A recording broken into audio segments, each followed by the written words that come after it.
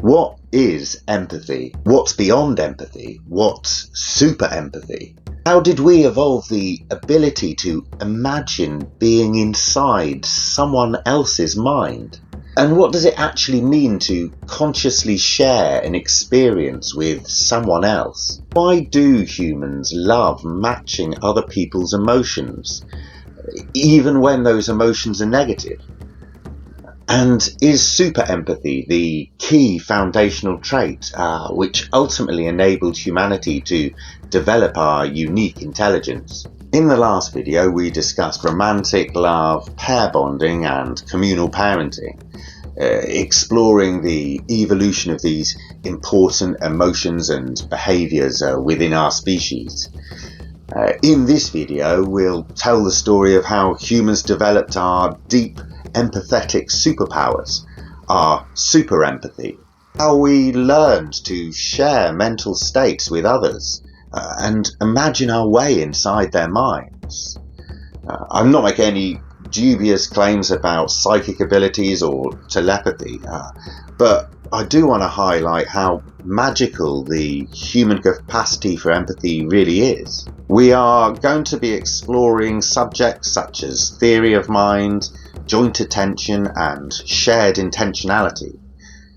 These are characteristics or capabilities which some experts believe only humans possess. And there's always a controversy because other experts contend that some animals are in fact able to demonstrate such abilities. We'll be touching on many similar controversies on this channel, language being a significant example. There tends to be a pattern in how these arguments play out.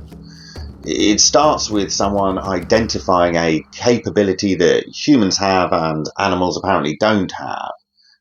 For example, the ability to use tools. The theorist theorizes that this capability is the key thing that divides us from animals and truly makes us human.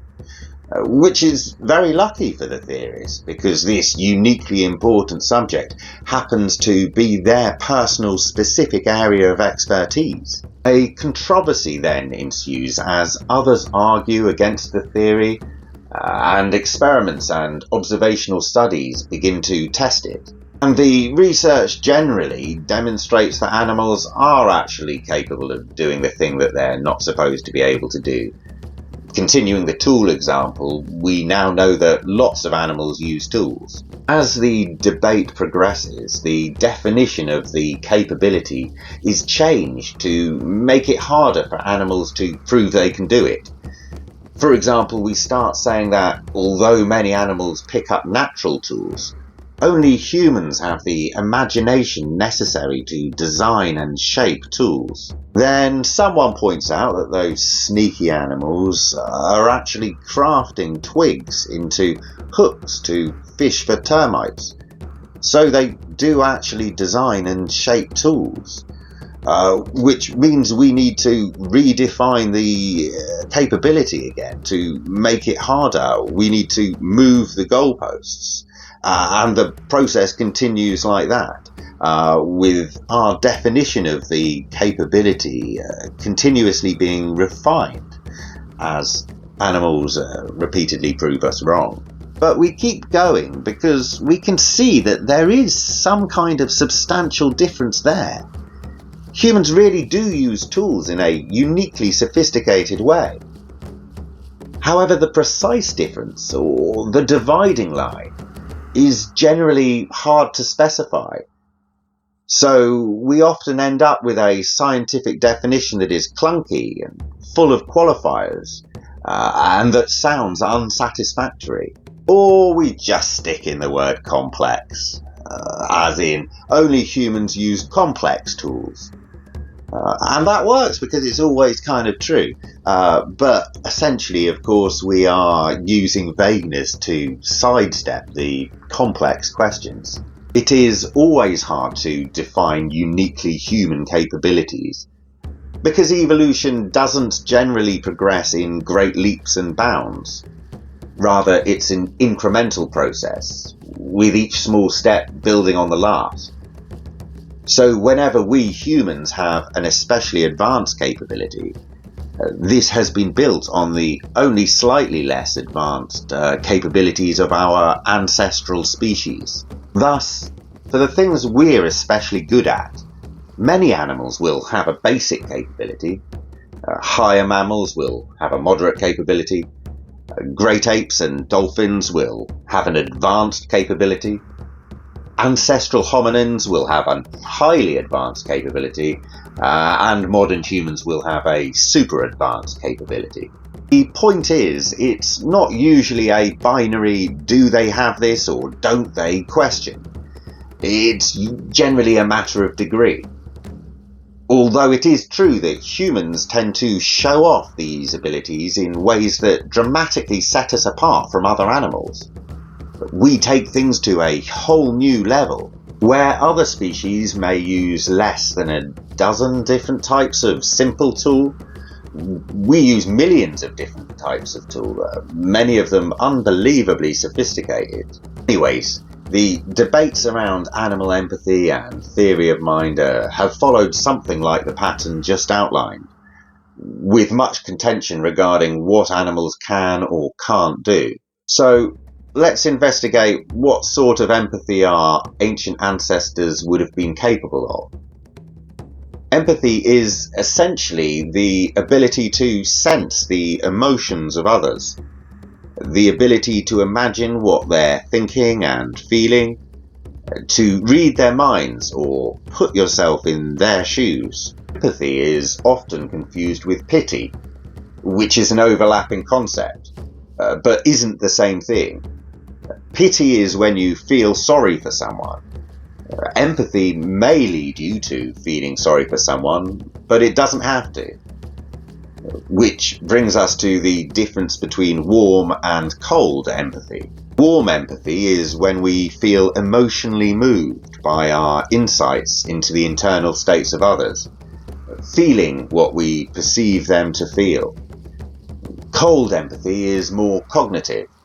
We rationally understand how someone must be feeling, without actually feeling it much ourselves. Our last common ancestor with chimps would have had a sophisticated level of empathy relative to most animals, but one that fell far below our own level. Like most social animals, they would have experienced emotional contagion, being more likely to panic when others around them were panicking, or more likely to yawn when others were yawning. Our pre-human ancestors would have had mirror neurons inside their brains, as we do. These are neurons which activate both when we do a certain thing and when we see others doing it. For example, when you see someone pouring a cup of tea, some of the specific brain cells that activate also activate when you yourself pour a cup of tea.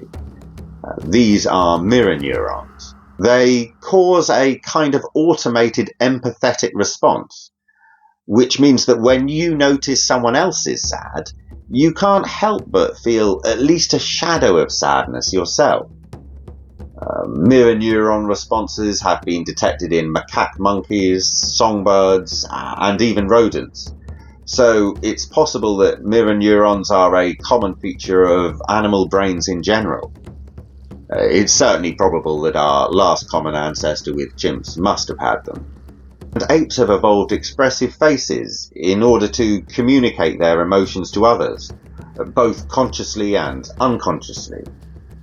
Our emotional expressions are pretty similar to those displayed by chimps and other great apes. And no doubt our pre-human ancestors had expressive faces as well. One important element of empathy is theory of mind. Theory of mind refers to the ability to theorize about what's going on within the minds of others. It enables one to ascribe internal mental states, such as thoughts, emotions, beliefs, and desires, to oneself and also to others, and to understand that the contents of other minds will be different to the contents of one's own. So theory of mind is clearly a crucial constituent for any kind of advanced cognitive empathy. There is much debate about whether any animals really have theory of mind. which animals have it, or what level of theory of mind different animals might possess. Many animals can read the attentional focus of others and use that information productively. For example, experiments prove that seagulls really do wait until you're looking the other direction before they nip in to steal a chip. Or in my case, a sandwich, a bacon, lettuce and tomatoes, an entire sandwich, like seriously. But anyways, it is easy to see how that kind of basic level of theory of mind towards attentional focus is surely essential for any organism living in this brutal dog-eat-dog world. Where a seagull could come out of nowhere and steal your sandwich. The most popular tests for advanced theory of mind abilities involve assessing whether animals understand that others can hold false beliefs. For example, someone might place an object in one location and then leave the room, whereupon another person enters the room and moves the object to a new location. When the first person comes back, they will presumably hold the false belief that the object is still where they left it. If an observing ape can reliably predict that the first person holds a false belief regarding where the object is located, then the ape must have theory of mind. It sounds straightforward, but unfortunately these experiments have contradictory results. Some showing chimps passing the tests and some showing them failing. So there's controversy over whether they really have theory of mind.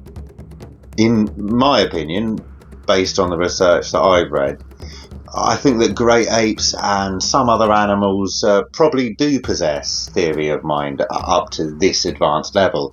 And in all likelihood, so did our last common ancestor with chimps. Another capability related to empathy is joint attention. Different levels of joint attentional ability have been identified. The first level is gaze sharing, the capacity to follow another individual's gaze and visually focus on what they're focusing on. The second level, dyadic joint attention, involves the ability to focus on another individual's face and exchange expressions with them in a communicative way.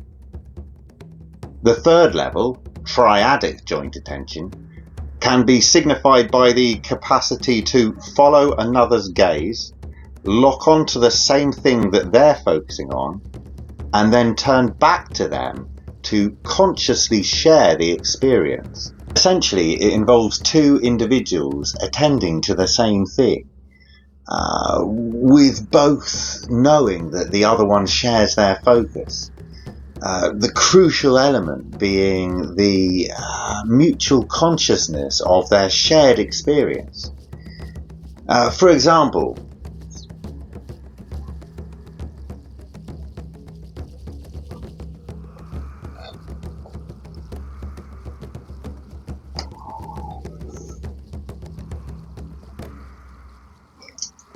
for those of you who like complex scientific theories and concepts described through the medium of pantomime, actually being able to describe things through the medium of pantomime is one of the advantages of this approach to oral history storytelling. So do please subscribe to the channel if you haven't already. It really helped me out as a new YouTuber. And of course, you'll be engaging your super empathy abilities to put yourself in my shoes and imagine how good I'd feel if you like the video or leave a positive comment or something. I'll feel great about that. Anyways, many animals are capable of first level joint attention, gaze sharing, and chimp mothers and babies have been observed communicating with facial expressions for prolonged periods of time. Thus demonstrating second-level joint attention. Some believe that non-human animals, including great apes, struggle with third-level joint attention, although this is contentious, with some saying that chimps do exhibit such behaviours whilst hunting or coordinating a confrontation with a rival group. Although we haven't really observed chimps sharing focus on something and then looking back to one another in a mutually knowing way. And they don't naturally point things out to one another. They can be taught to point by humans, but they don't do it in the wild. Pointing is an interesting capability that we'll come back to in another video. But in any case, it does appear that chimps and other animals are not capable of linking in with another's attention in quite the same way that we can. This brings us to the concept of shared intentionality. Shared intentionality gets defined in different ways, but on a fundamental level it corresponds to the highest level of joint attention. The ability to consciously share internal mental states and intentions with others, both focusing on the same thing at the same time and somehow communicating in reference to that mutual focus. These intentions can be shared momentarily or over the medium and long term. For example, individuals may share the intention to build a hut or raise a child. Shared intentionality is the we mentality, using we instead of I, as in we were thinking, we are going, we'd be upset. In this YouTube video we're going to explore, etc. Intentionality can be shared between two individuals or many different individuals. For larger groups, it's referred to as collective intentionality. A group of friends might collectively share the intention to go on holiday together. A group of sports fans might collectively share the intention for their team to win the cup. A nation might collectively share the intention of winning a war. As always, working out whether animals might be capable of shared intentionality is not straightforward. A pack of wolves confronting a rival pack, or cooperatively raising their offspring, certainly seem to exhibit some kind of shared intentionality. I mean, surely they have a we mentality to some extent. So the difference between human and animal abilities must, as ever, be pretty subtle. Perhaps it's the conversational nature of human shared intentionality that makes it so special. It doesn't necessarily require language, but there's some kind of back and forth communication, with individuals taking turns to express themselves, a bit like a verbal dialogue. To pantomime again.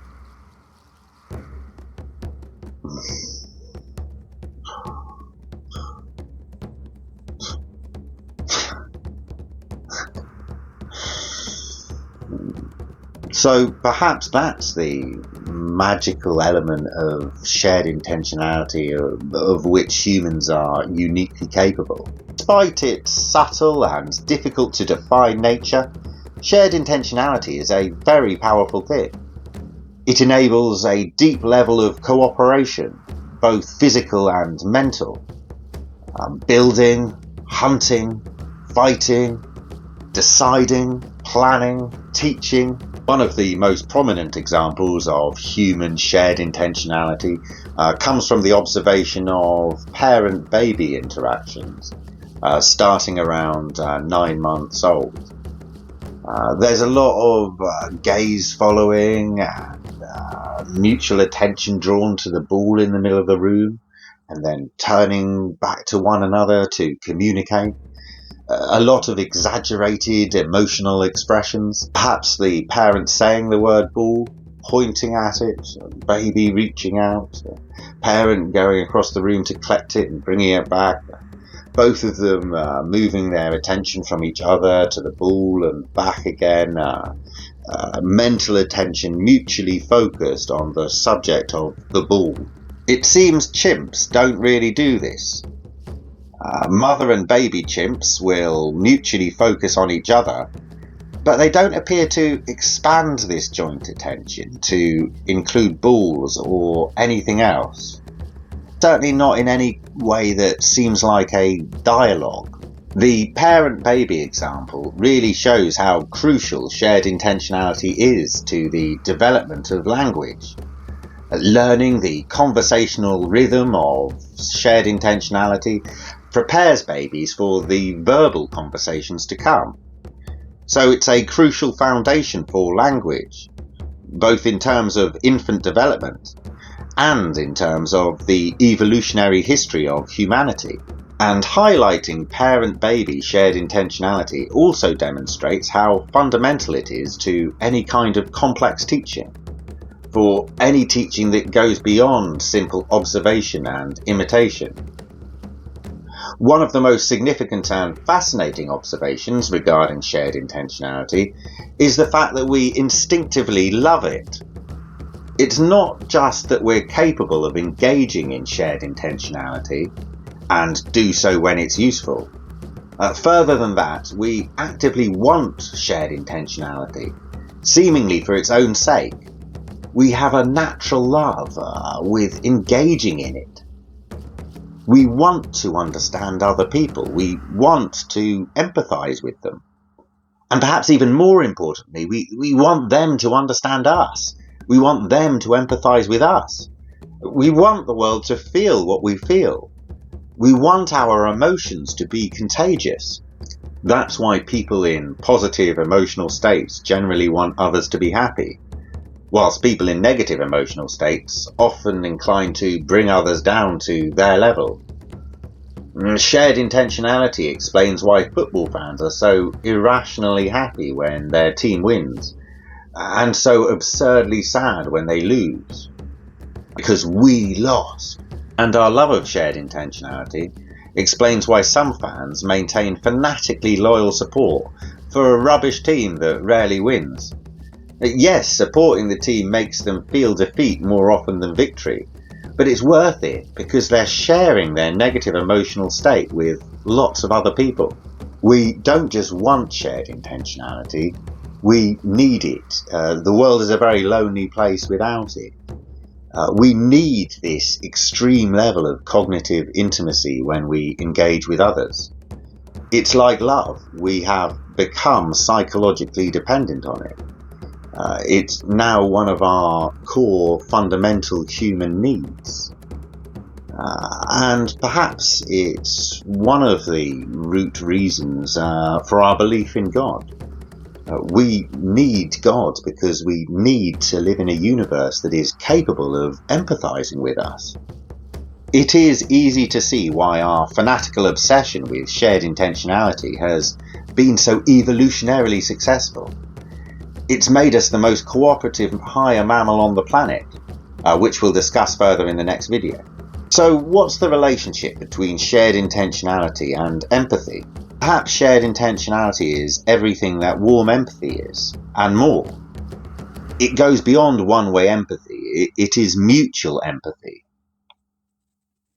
And even further than that, intentions can be shared in an active, cooperative and productive way. Shared intentionality is super empathy. It truly is an amazing capability. We don't always make full use of it, of course, but the potential is astounding, as evidenced by talented hunters, magicians, therapists, detectives, teachers, actors and con artists all over the world.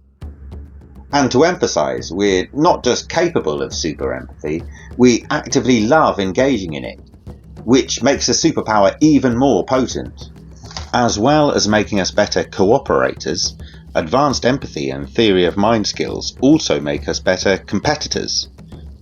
Being able to get inside someone else's mind makes it easier to deceive, trick, exploit, dethrone or kill them.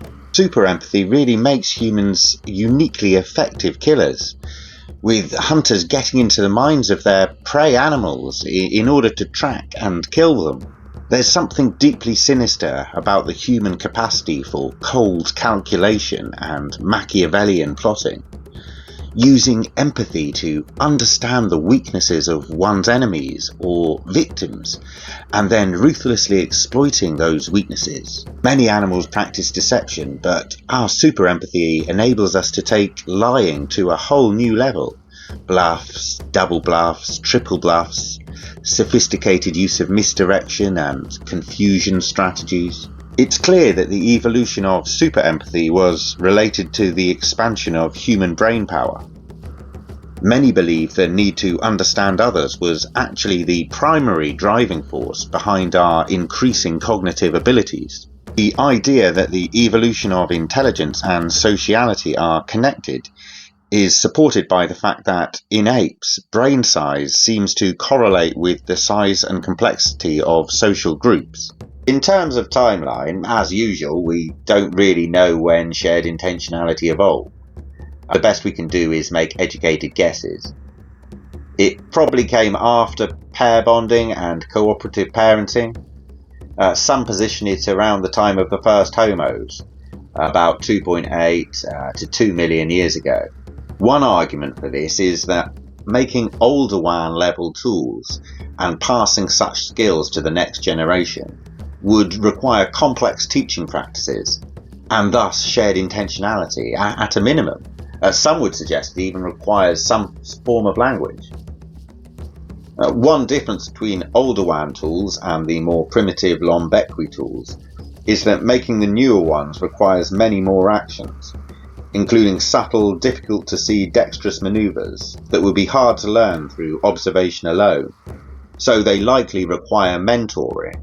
The artful craft of stoneworking has been refined over many generations, representing the accumulated knowledge of countless lifetimes. The fact that the standard of toolmaking was maintained and enhanced implies the existence of teaching practices founded on shared intentionality. The timing of the older WAN tool culture is contentious, with new research ever pushing back the start dates. Probably it began somewhere between 3 and 2.5 million years ago.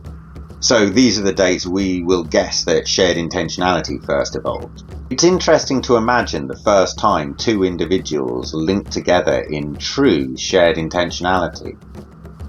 Was it a mother and child, expanding their focus on one another to include a subject of mutual focus? Did this become a teaching opportunity? Was it two lovers, parents, a mother and father, sharing attention between themselves and their children? The parents watching the kids playing, perhaps, exchanging proud looks or anxious glances. Or perhaps it was two siblings, a brother and sister's minds meeting as they worked together to overcome a shared challenge. As always, the blurry nature of the line crossed makes this sort of hypothecation fanciful, but I do find it interesting to consider. I think there's good reason to argue that the evolution of shared intentionality represents the first time humanity came up with an entirely unique innovation, which no other animals have. Bipedalism, pair bonding, cooperative breeding, and expansive love were revolutionary steps along our particular ancestral path, but they were not new to the wider animal kingdom. Stone crafting was new, although how far the very first stone tools represented a leap above standard ape wood crafting is debatable. Yet shared intentionality is different. The world had genuinely never seen anything quite like it before. Perhaps it was the first thing that truly set us apart from the rest. And imagine how much it must have changed the societies and the lives of our ancestors, now able to connect with other individuals on a profoundly deep and intimate level, to imagine being them, to understand them, and to be understood by others, almost as if the strange mental spaces we live in, our isolated islands of consciousness, began at least partially flowing into one another, our mental spaces expanding exponentially. Try to imagine what it would be like if you weren't able to do that. Imagine what it would be like to be a person who couldn't even try to imagine being inside someone else's mind. Your world would be a much smaller place, your awareness much narrower, a much lonelier place, although you wouldn't feel or recognize the loneliness. In the next video, we will explore how the evolution of shared intentionality and super empathy led to the development of an ultra-cooperative and almost pathologically altruistic society. We'll explore the consolidation of social trust and the emergence of a new emotion, guilt. Anyways, thanks for watching. I hope you enjoyed that. Do like the video and subscribe to the channel, of course, and any positive words or comments are always much appreciated. And until next time, peace and love.